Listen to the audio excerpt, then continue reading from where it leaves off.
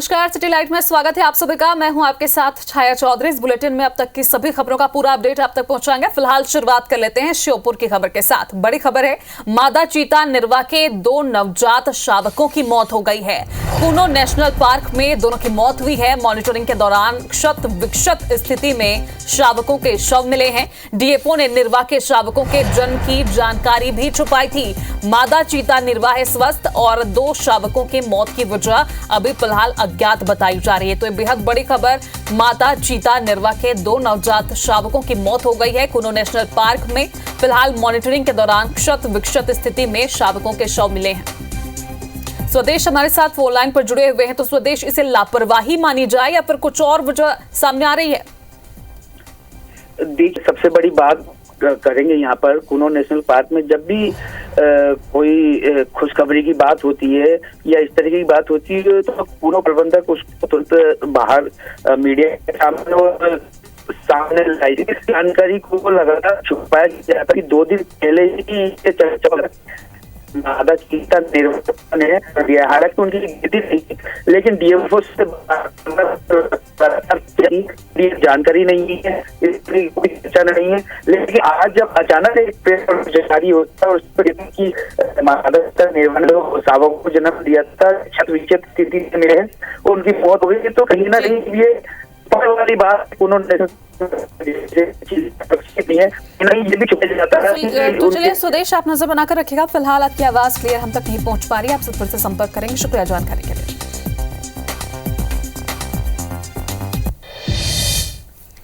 इधर राजधानी भोपाल से खबर, सिरफिरे युवक ने युवती की फोटो इंस्टाग्राम पर डाल दी। कॉल गर्ल बताकर इंस्टाग्राम पर उसका नंबर और फोटो डाल दिया।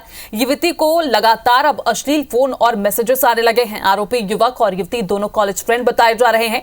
पीड़ित युवती ने साइबर थाने में फिलहाल इसकी रिपोर्ट दर्ज करवा दी है। आरोपी ने अपने इंस्टाग्राम में अश्लील फोटो डाल रखे हैं। आरोपी ने ट्रेन में पुलिस के सामने शराब पीते भी वीडियो डाला है। तो आदतन अपराधी ये लग रहा है। फिलहाल उसने अपनी ही फ्रेंड का जो फोटो है और जो नंबर है वो इंस्टाग्राम पर डाल दिया और साथ ही कॉल गर्ल बताते हुए ये वीडियो डाला गया है, फोटो डाला गया है। फिलहाल अब युवती ने थाने में इसकी शिकायत दर्ज करवा दी है और युवती काफी परेशान भी चल रही है क्योंकि लगातार उससे अब जो है मैसेजेस और कॉल्स आने लगे हैं। तो देखिए, भोपाल से ये खबर जहां पर युवती को लगातार किस तरह से अब टॉर्चर किया जा रहा है, उसके फ्रेंड ने बताया जा रहा है कि ये कदम उठाया है। तो मध्य प्रदेश के कौशल विकास राज्य मंत्री गौतम टेटवाल का अजान के दौरान कलमा पढ़ना अब उन्हीं पर भारी पड़ रहा है। मंत्री जी अब न सिर्फ बीजेपी नेताओं के निशाने पर हैं, बल्कि हिंदू संगठनों के निशाने पर भी आ गए हैं। संस्कृति बचाओ मंच ने राज्य मंत्री गौतम टेटवाल को माफी मांगने का अल्टीमेटम दिया है। हिंदू संगठनों का कहना है कि मंत्री जी ने कभी मंदिर में आरती के दौरान अपना सियासी कार्यक्रम नहीं रोका होगा, लेकिन मुट्ठी भर मुसलमानों को खुश करने के लिए मंत्री जी ने भाषण रोककर कलमा तक पढ़ दिया। उधर कांग्रेस भी मंत्री गौतम टेटवाल पर तीखे हमले कर रही है। पूर्व मंत्री पीसी शर्मा ने कहा है कि टेटवाल ने आरएसएस, बीजेपी और बजरंग दल को आईना दिखाया। इधर खबर है कि बीजेपी ने इस मामले पर टेटवाल से सफाई मांगी है। बीजेपी के सीनियर विधायक गोपाल भार्गव ने मंत्री जी का बचाव किया। उन्होंने कहा कि इसमें कोई बुराई नहीं है। तब टेटवाल जी, आप वरिष्ठ मंत्री हैं, भारतीय जनता पार्टी में वरिष्ठ पद पर हैं। मेरा आपसे निवेदन है कि आप इसके लिए हिंदू समाज से माफी मांगे। वो इस देश की, इस प्रदेश की परंपरा को समझ रहे हैं, लेकिन ये जो बीजेपी या संघ जो करता है या बजरंग दल, ये केवल वोट बांटने के लिए है ना। मंत्री ही सरकार होते हैं और इस तरीके का अगर बयान आता है तो निश्चित रूप से ये उनके दोहरे चरित्र के ऊपर वो आती है कि वो कहते क्या हो करते क्या है। इसे अच्छा है जी, अच्छा है। कोई इसमें मैं मान के चलता हूँ कि कोई अनहोनी भी नहीं है और कोई बात अमान्य भी नहीं है। हम कभी किसी में भेदभाव नहीं करते हैं। हमारी जो जन कल्याण की योजनाएं हैं, अगर हम उज्ज्वला कनेक्शन में अगर सिलेंडर सीता को देते हैं तो सलमा को भी देते हैं।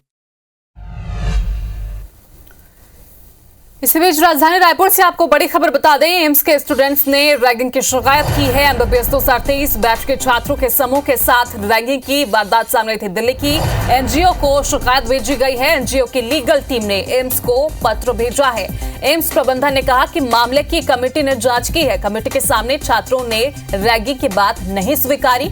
15 से 16 नवंबर की रात को रैगिंग की वारदात ये मामला सामने आया था।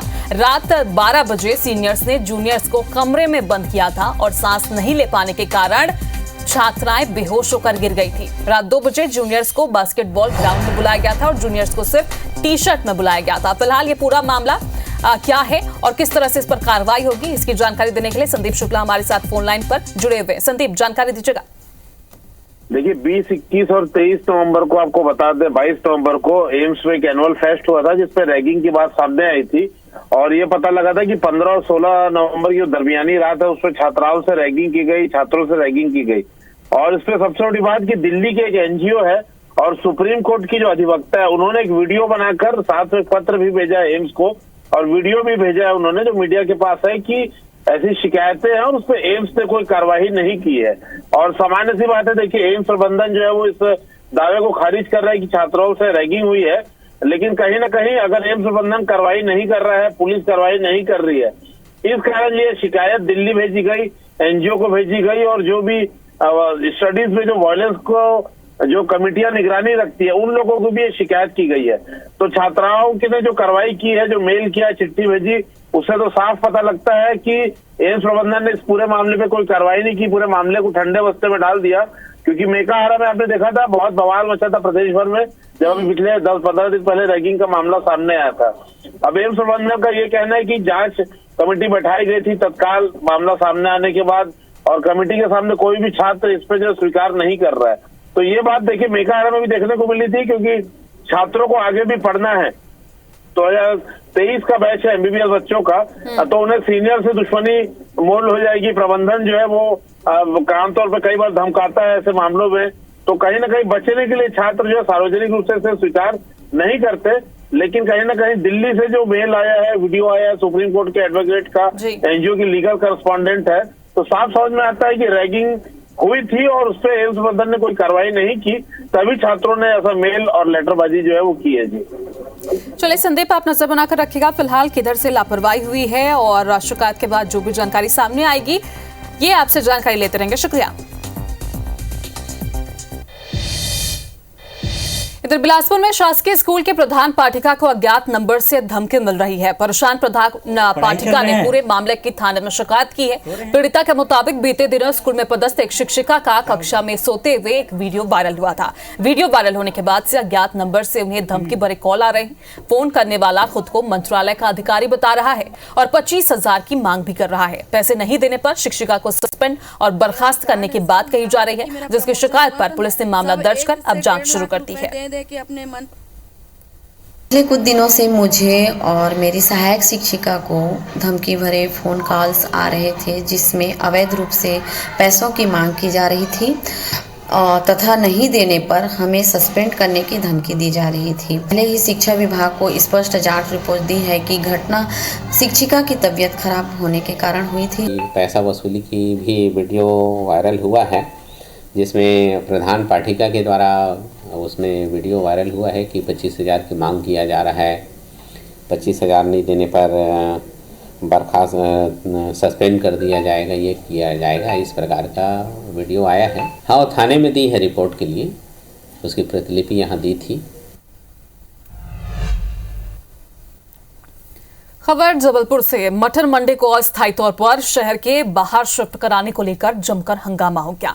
दरअसल फल मंडी और मटर मंडी में मटर के वाहन न आने से शहर में जाम की स्थिति बन जाती है, जिससे निजात पाने के लिए प्रशासन ने बैठक बुलाई, जिसमें कुछ व्यापारी शहर के बाहर अस्थायी मंडी की व्यवस्था से सहमत थे तो कुछ व्यापारी फैसले के विरोध में थे, जिसके बाद नाराज व्यापारियों ने जमकर हंगामा किया और नारेबाजी करते हुए बैठक के बाहर निकल गए।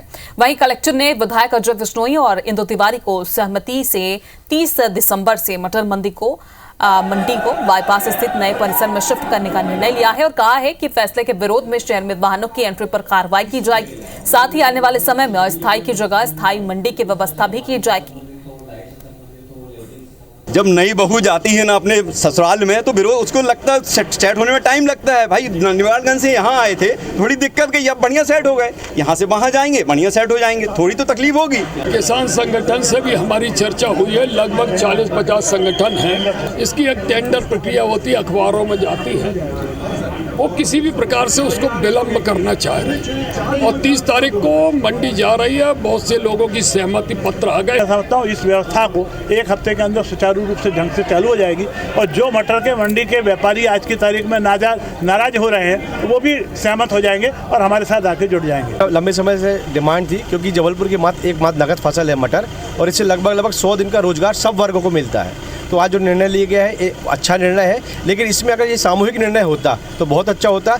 माननीय विधायक जी ने भी इस बात के लिए आश्वासन दिया है कि यहाँ पे जो लोग भी यहाँ पे बिजनेस कर रहे हैं उनको प्रायोरिटी के आधार पर नई मंडी में जगह मिलेगी। अभी तो स्थायी आवंटन के लिए कोई समय सीमा तय नहीं है, उसकी तो अभी एक नीति बनना है, पूरा मंडी का काम होना है। तो वहीं छत्तीसगढ़ बीजेपी अब नगरीय निकाय और पंचायत चुनाव जीतने की तैयारी में जुट गई है। बीजेपी के प्रदेश प्रभारी नितिन नवीन, राष्ट्रीय सह संगठन महामंत्री शिव प्रकाश और प्रदेश अध्यक्ष किरण सिंहदेव इसको लेकर 1 दिसंबर को कुशाभाऊ ठाकरे परिसर में बीजेपी नेताओं की बैठक लेंगे। इस बैठक में नगरीय निकाय चुनाव के लिए प्रत्याशी चयन, चुनाव मुद्दे, बूथ मैनेजमेंट सहित कई बिंदुओं पर चर्चा होगी। बीजेपी नेताओं का दावा है कि नगरीय निकाय और पंचायत चुनाव के बाद छत्तीसगढ़ में तीसरा इंजन जुड़ जाएगा। इस पर कांग्रेस ने तंज कसा है, कहा है कि बीजेपी का इंजन फेल हो गया है, सरकार हर मामले में फेल है, सरकार नाम की कोई चीज नहीं है। आज यदि हम डबल इंजन सरकार की बात करते हैं तो निश्चित रूप से जो आम जनता से जुड़ने वाली जो सरकार है, नगर निगम की सरकार या पंचायत की सरकार है, वो तीसरे इंजन के रूप में काम करेगी। जो जनता चाहती है कि उसके क्षेत्र का विकास हो, जनता के हितों के काम हो, उन हितों में भाजपा की ये तीनों सरकारें, तीनों इंजन जो हैं वो तेज गति से काम करेंगे। नगरीय निकाय चुनाव की तैयारियां सरकार के लेवल पर लगातार हो रही है। चुनाव आयोग मतदाता सूची बना रही है। कुछ और कार्यवाहियां बची है, उन कार्यवाहियों को जल्द से जल्द करके नगरीय निकाय के चुनाव होना। देखिए, इनका इंजन तो फेल हो चुका है और पटरियों में घिसट रही है। शराबखोरी, अवैध जो नशीली दवाइयाँ हैं, उनका इतना जाल फैल चुका है कि ये सरकार कुछ कर ही नहीं पा रही है। कि ऐसा नहीं दिखता कि यहाँ छत्तीसगढ़ में सरकार नाम की कोई चीज़ चल रही है। क्या केदार कश्यप पिछले बार चुनाव नहीं आ रहे थे क्या? क्या केदार कश्यप अमृत पी के आए हैं क्या? एक बार उनसे पूछ लीजिए। देखिए, चुनाव है, हार और जीत होते रहता है। उपचुनाव जीत लिए, कौन सा बड़ा तीर मार लिए, भारतीय जनता पार्टी का सीट था, भारतीय जनता पार्टी के पास चला गया। वहीं जबलपुर में पराली जलाने पर किसानों के खिलाफ फिलहाल सीधे एफआईआर नहीं दर्ज की जाएगी। किसान संगठनों के साथ बैठक के बाद कलेक्टर ने किसानों को इस बात का आश्वासन दिया है। बता दें कि कलेक्टर ने प्रदूषण रोकने के लिए खेतों में पराली जलाने पर एफआईआर के निर्देश दिए थे, जिसका चौतरफा विरोध शुरू हो गया था। विरोध को देखते हुए प्रशासन ने भारतीय किसान संघ और किसानों के साथ बैठक की। बैठक में जिला प्रशासन के अधिकारियों के साथ कृषि विभाग के अधिकारी और वैज्ञानिक भी शामिल हुए। बैठक में करीब 1 घंटे तक पराली न जलाने और उसे नष्ट करने के वैकल्पिक उपायों को तलाशने पर मंथन हुआ और इस दौरान जिला प्रशासन ने किसान संघ को पराली जलाने के बजाय उसे मशीनों के जरिए खेतों से हटाने और बायो एनर्जी बनाने वाली कंपनियों को देने जैसी सलाह दी थी। जिले भर के किसान इस बैठक में शामिल हुए और हम पराली की समस्या हमारे लिए मुख्य है, उसको लेकर भी हम आए थे कि हम उनको दिखाएंगे कि भाई ये हमारी समस्या है, इसका आप निदान दे दीजिए। तो 1 घंटे तक मीटिंग में चर्चा हुई, लेकिन उपयुक्त इसका निदान का मॉडल हमें अभी नहीं मिला है। हम इसका वेट कर रहे हैं। एफआईआर यदि मान लो कोई केस यदि चलेगा, इस तरह की यदि कोई बात आएगी, उसकी जांच करेंगे। जांच करने के बाद जो भी कार्रवाई संभव हो सकेगी वो कार्रवाई करेंगे।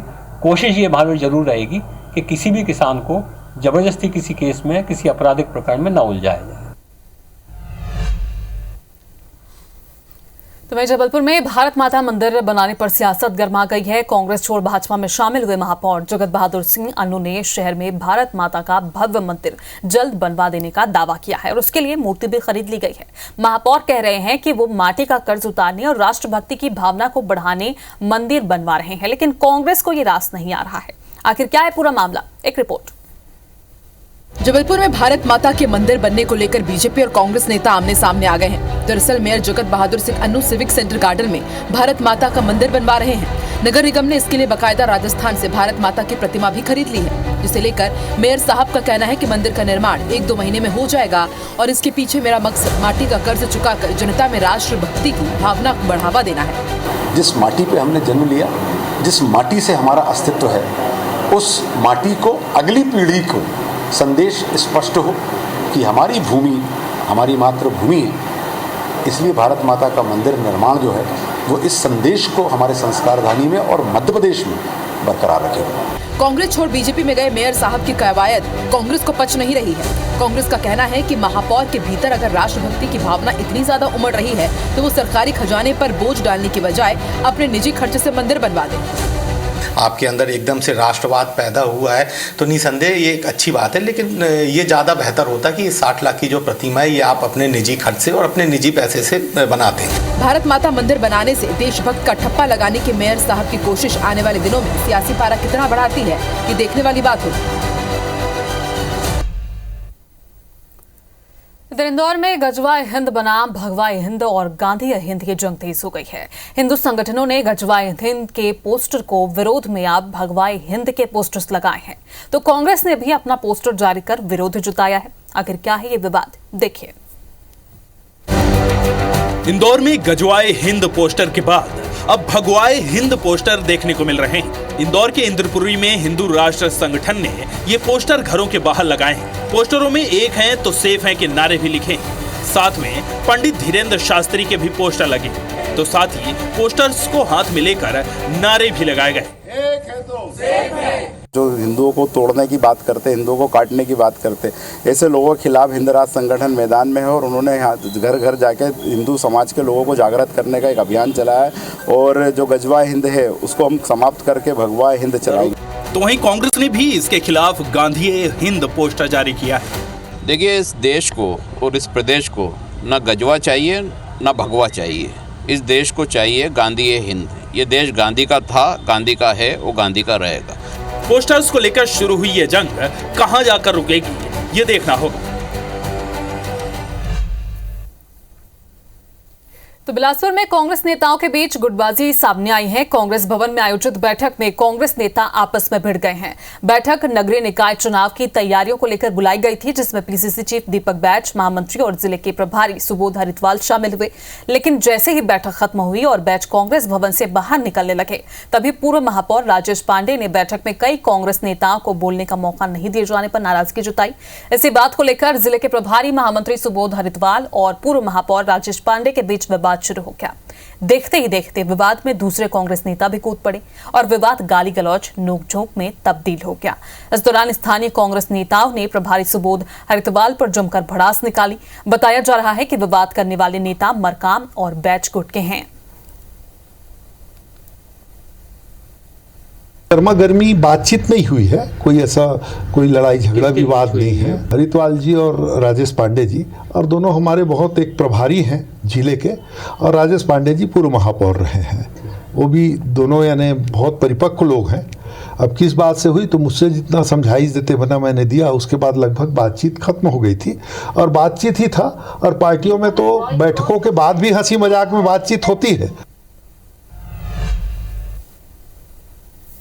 इधर छत्तीसगढ़ सरकार के सामान्य प्रशासन विभाग ने शासकीय सेवकों के ट्रांसफर और पोस्टिंग संबंधित नए दिशा निर्देश जारी किए हैं, जिसके तहत ट्रांसफर आदेश जारी होने के 10 दिन के भीतर कार्य मुक्त किया जाए। अगर शासकीय सेवक निर्धारित समय अवधि में कार्य मुक्त नहीं होता तो उसे सक्षम अधिकारी की ओर से एक पक्षीय भार मुक्त करने का आदेश है।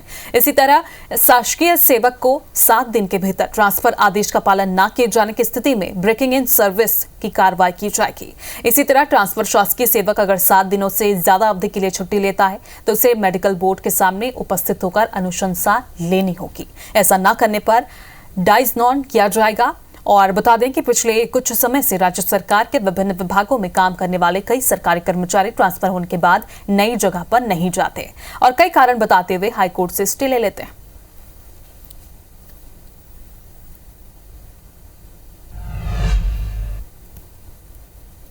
तो वहीं ग्वालियर पहुंचे बीजेपी सांसद मनोज तिवारी ने राहुल गांधी को भारत के खिलाफ साजिशों का पुलिंदा बताया। उन्होंने कहा कि राहुल गांधी साजिशों का पुलिंदा है। दुनिया भर की जितनी भी भारत विरोधी साजिश हो रही है राहुल गांधी के सहयोग से हो रही है। इस देश में जाति के आधार पर रिजर्वेशन मिलता है, लेकिन राहुल गांधी का एजेंडा साजिश भरा है। देखो, राहुल गांधी जी साजिशों के पुलिंदा हैं। दुनिया की जितनी भारत विरोधी साजिशें करने वाली शक्तियां हैं वो सब इस समय राहुल गांधी जी के साथ लग गई हैं। फिलहाल सैटेलाइट में अभी के लिए इतना ही, लेकिन आगे आप देखते रहिए IBC 24। मुझे दीजिए इजाजत, नमस्कार।